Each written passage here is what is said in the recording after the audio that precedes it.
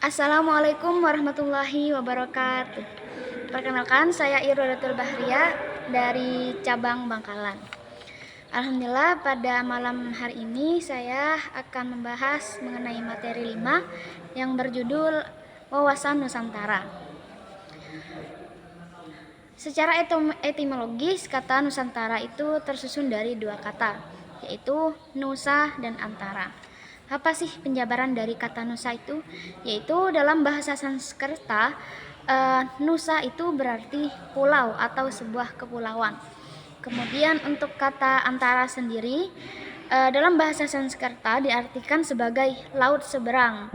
Bisa juga diartikan sebagai relasi seberang dan laut. Oke, saya akan membahas sekelumit sejarah Nusantara. Menurut teori Yunan, Prof. Dr. Haji Karn, seorang arkeolog yang berasal dari Belanda, ini berpendapat bahwa orang Indonesia berasal dari daratan Asia, yaitu menuju Indonesia, Polynesia, Melanesia, Mikronesia. Nah, yang disebutkan Australia. Nah, kemudian masuk ke wilayah Nusantara ini pada tahun 3000, lalu pada zaman Neolitikum. Kemudian sejarah yang kedua itu teori Proto Melayu atau bisa disebut dengan Melayu tua. Orang-orang Austronesia yang datang ke Nusantara pada gelombang pertama. Jadi Melayu tua ini adalah orang-orang Austronesia yang datang ke Nusantara pada gelombang pertama, yaitu pada 1500 Masehi.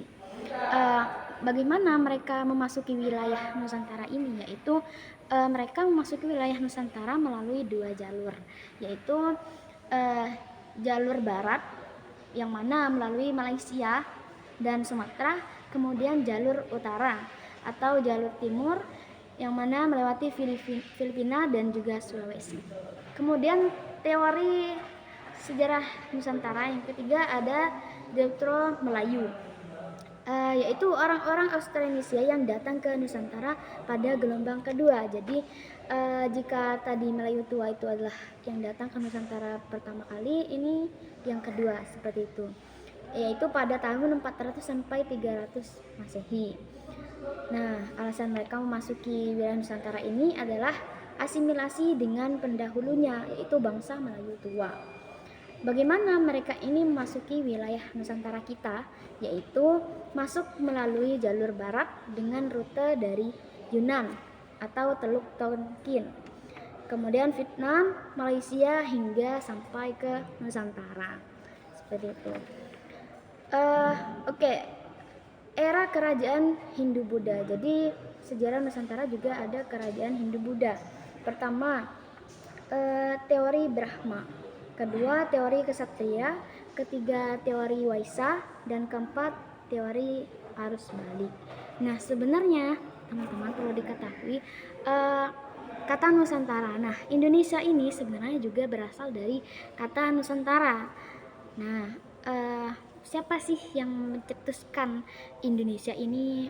Kata Indonesia ini juga berasal dari kata Nusantara, yaitu ada dua tokoh dari Skotlandia dan juga Inggris.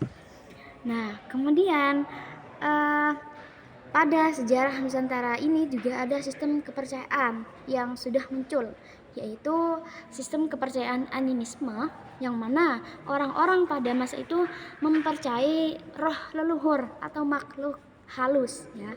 Kemudian ada juga kepercayaan dinamisme, yaitu orang-orang pada waktu itu mempercayai benda-benda yang mereka anggap sebagai kepercayaan mereka.